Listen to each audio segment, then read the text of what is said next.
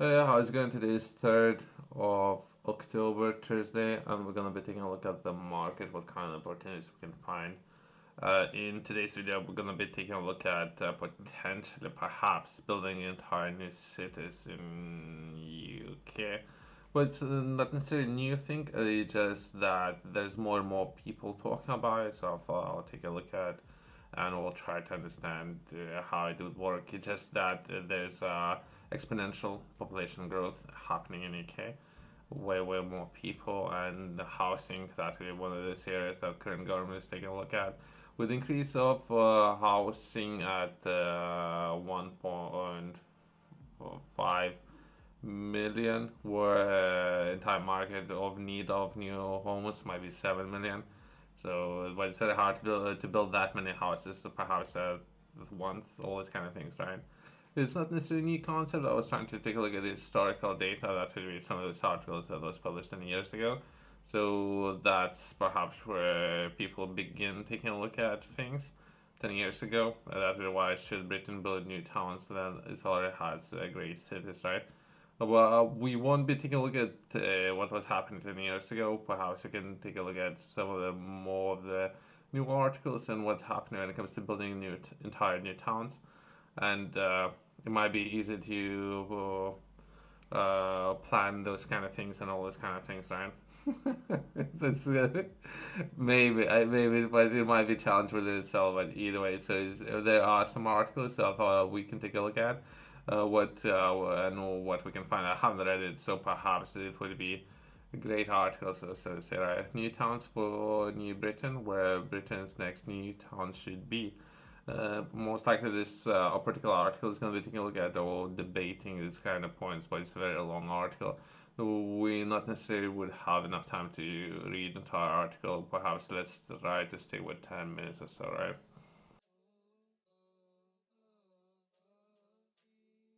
Summary that will most likely we're gonna try to capture this problem, right? That today much of the Britain faces acute housing shortage. To address this, Labour has committed to delivering 1.5 million new homes and generate of new towns across the country. So I heard this part, new towns, but it's not that easy. Other governments have done it. It's a very hard thing to do. If it's not organically, if these kind of things would be done artificially, usually some of those projects would flip. But it depends. It depends how the government will be able to do it, right? At cost, and it's very cheap. I don't know. Maybe to do most good, the new towns need to be located places where they can relieve suppressed demand on existing settlements. In some cases, means simply putting them next to existing cities at the Edinburgh new town. Okay, to the north, there is a scope of the Oxford, Bristol, and York. So potentially we're jumping over, right? The other cases of new towns can be placed further away from existing cities, but they should be connected to the throughout rapid and more frequent rail links, which was especially true in London and places where support to demand on the housing need in most concerns. The most efficient way to do this normally be adding capacity to existing railway links. Okay, so I don't know. I did not necessarily agree with any of these points, right? I would say the trade and or perhaps links with free areas, right? The port link, if possible, link to trains and airports. So those kind of links and trade overall would be important. So as I mentioned, I had read this article, but either way.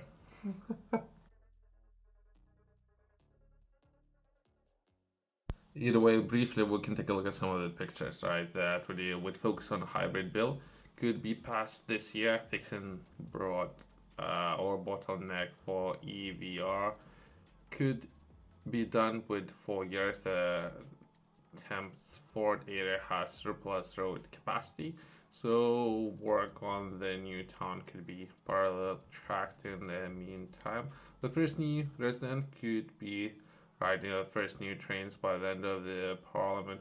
So again, they are focusing similar to bullet trains, all these kind of things, and all connectivity to London, right? And that should be moving close to the coast, but I would say they should be moving closer to the coast. where most trade would be happening by either way. So that would be some people, and some of those links are establishing to the north, right?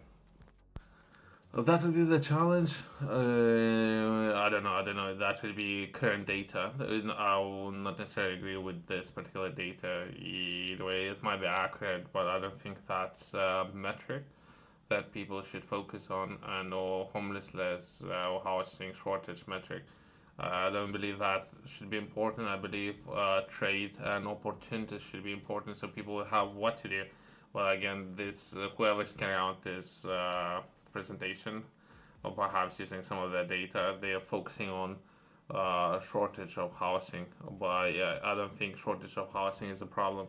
Shortage of opportunities, and but again, if artificially, if people are trying to do this artificially, by the way, building towns artificially.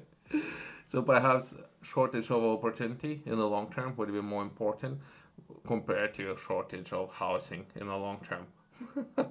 If that makes sense. So some of the data and the way how everything has been presented, shortage of housing is a problem, not necessarily shortage of opportunity. More opportunity where trade, products and services, all these kind of things perhaps would be closer to the sea and no ports where a lot of trade is happening, I would believe. So, well, again, it depends, and what government will decide to do, right?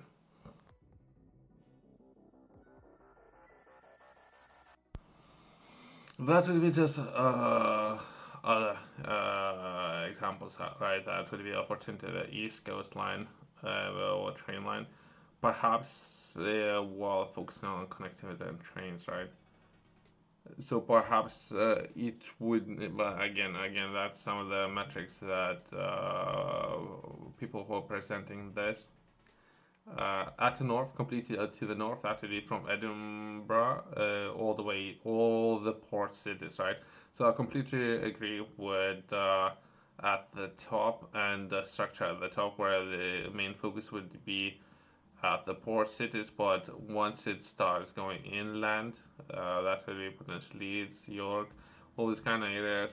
Perhaps that's will be less opportunities there, since less trade might be happening. Well, again, that's an opinion, and everyone has opinion, right?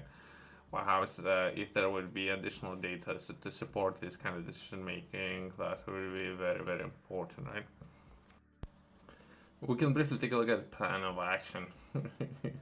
The government can and or should deliver Deptford new town quickly. The first building work should begin with the 2 years. The first resident should move in before end of the parliament, and the first train should be soaring over the new viaduct at there's a places, locations, all this kind of thing around the time of the next general elections. Like again, whoever is presenting this work, they have a lot of opinions, and this is what happens. I believe then the politics are making this kind of decisions. This is what's happening, and this person not necessarily in touch with on ground, right? So this person is the one who has a pen and is making those all these kind of decisions that potentially is affecting so many people and all individuals. And again, it's the entire project. I hope it will be managed by a different person compared to whoever is presenting this project.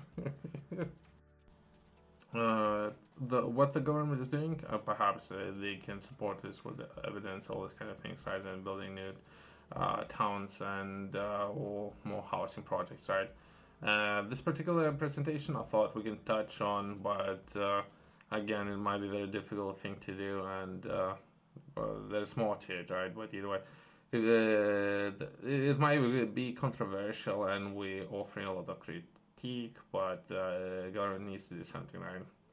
If it's such a good idea, why has nobody done it before? I believe there's a lot of evidence that a lot of governments have tried to build entire blocks of residential buildings and bring entire groups of individuals to live in there. There are so many different examples in Europe, perhaps not necessarily that many in UK. If anything, it could be a learning experience. Once they have done it, perhaps we can learn from those kind of experiences just how much money government is interested in investing in such a project, and to have learning experience from managing some of those projects, right? If anything, if the government and people within the government would decide to go with such a plan, it could be perhaps if it could reduce amount of money they're willing to spend and or reduce size of some of those projects and start from there. That would be more of a sound decision making, right? But let's close that. Thanks for watching. See you next one.